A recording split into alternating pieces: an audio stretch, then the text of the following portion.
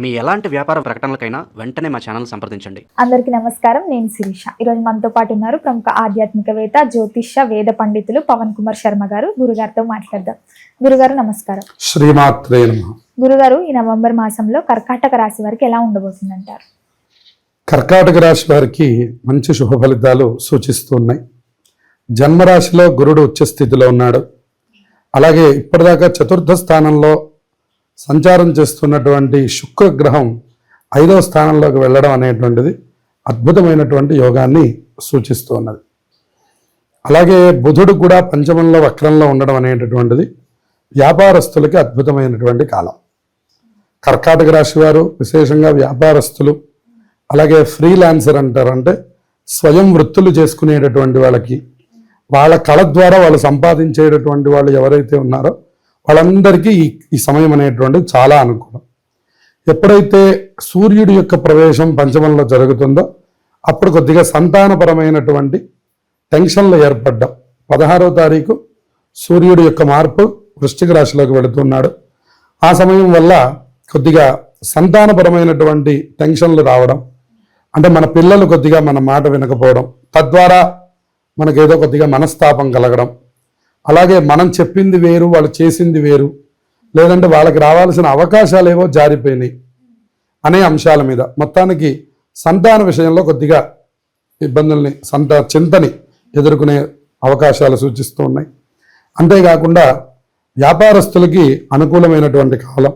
కళారంగాల్లో ఉన్నటువంటి వాళ్ళకు కూడా ప్రథమార్థం 15వ తారీఖు వరకు అనుకూలమైనటువంటి కాలం సూచిస్తూ ఉన్నది. అట్లాగే ఎవరైతే కళారంగాల్లో వాళ్ళకు వాళ్ళు స్వయంగా వాళ్ళ టాలెంట్ని అభివృద్ధి చేసుకునేటటువంటిది, మీడియా రంగం వారు, కళారంగం వారు, సినిమా రంగం వారు, వాళ్ళందరికీ కూడాను ఇది కొద్దిగా అనుకూలమైనటువంటి కాలం. ద్వితీయార్థంలో అంత అవకాశాలు అవి కనిపించట్లేదు, కానీ మొదటి విధానంలో మాత్రం చాలా బాగుంది. మీరు చేసే ప్రయత్నాలు కూడా ఫలించేటటువంటి అవకాశాలు ఉన్నాయి. ఏ పరంగా అయినప్పటికీ కూడాను ధనానికి లోటు లేకుండా అనుకూల సమయంలో కొద్దిగా మనకి డబ్బు వచ్చేటటువంటి అవకాశం ఉంది.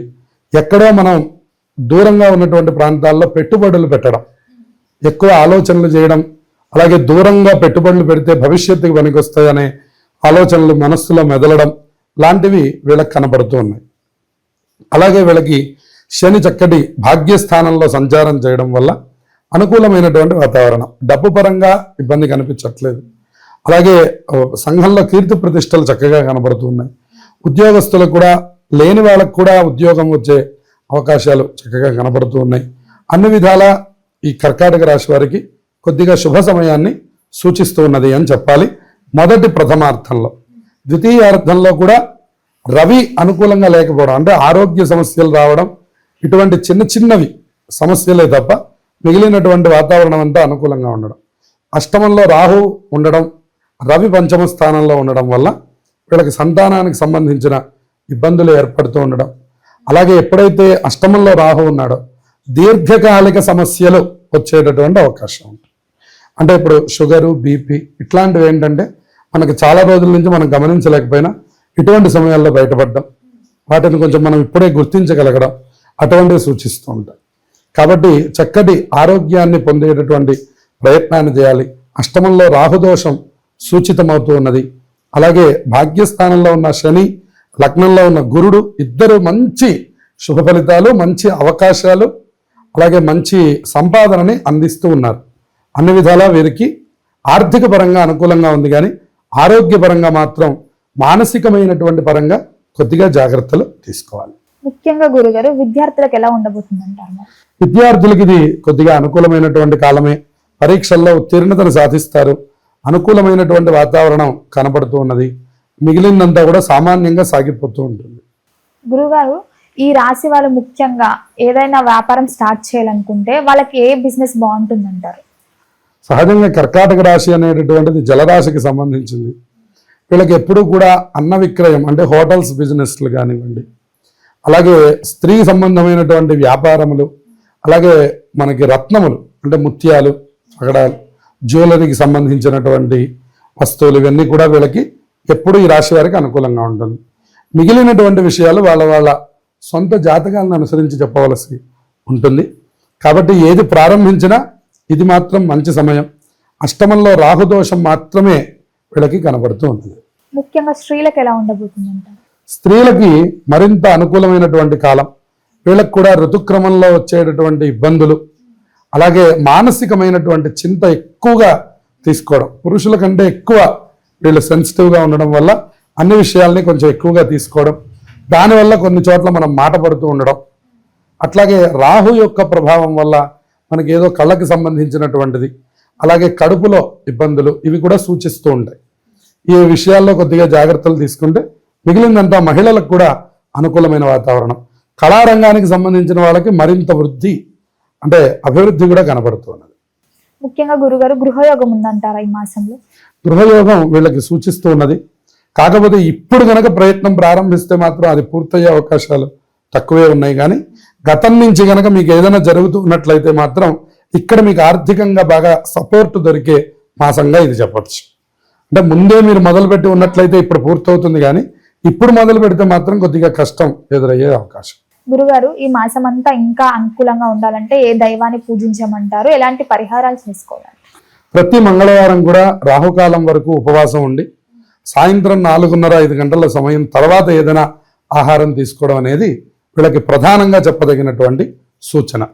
అంతేకాకుండా రవి పంచమంలోకి వెళ్ళడం వల్ల సంతాన సమస్యలు ఏర్పడుతున్నాయి కాబట్టి ప్రతిరోజు కూడా సూర్య భగవానుడికి రాగి చెంబులో ఉన్న నీళ్లతో కనుక అర్ఘ్యం ఇచ్చినట్లయితే మంచి శుభ ఫలితాలను ఈ రాశి వాళ్ళు పొందుతారు. నవంబర్ నెలంతా కూడా ఆధ్యాత్మికమైనటువంటి మాసం కింద చెప్పాలి. ఎందుకంటే ఇందులోనే కార్తీక మాసం నడుస్తున్నది.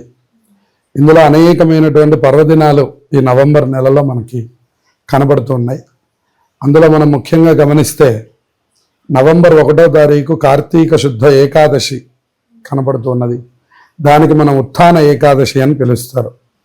శ్రీ మహావిష్ణువు ఆషాఢ మాసంలో వచ్చే తొలి ఏకాదశి రోజున నిద్రలోకి శయన ఏకాదశి అనే దీంతో నిద్రలోకి ప్రవేశించి మళ్ళీ 4 మాసాల తర్వాత అంటే శ్రావణం, భాద్రపదం, ఆశ్వీజం, కార్తీక శుద్ధ ఏకాదశి రోజున ఉత్థాన ఏకాదశి అంటే ఈ రోజున మళ్ళీ నిద్ర లేచేటటువంటి రోజు అని చెప్తూ ఉంటారు.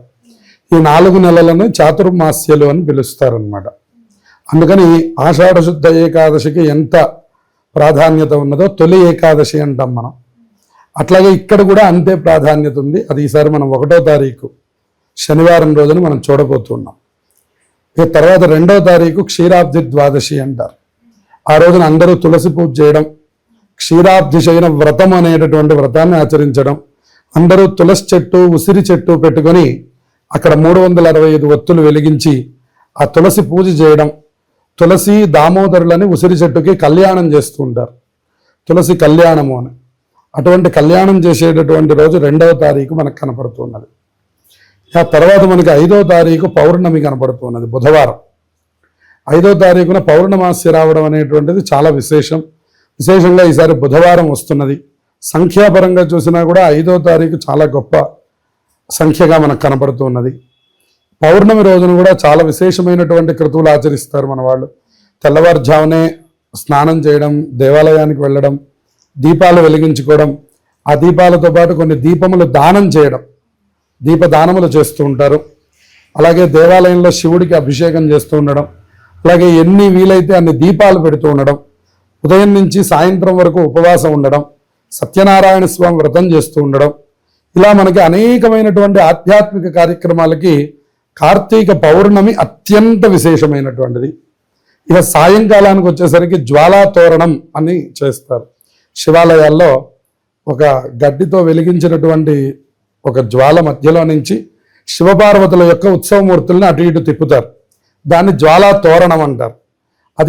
అది దర్శనం చేస్తే ఒక 10 జన్మలలో చేసిన పాపం పోతుంది అని చెప్తారు. అది కూడా ఈసారి మనకి 5వ తారీఖు మనకు కనబడుతున్నది.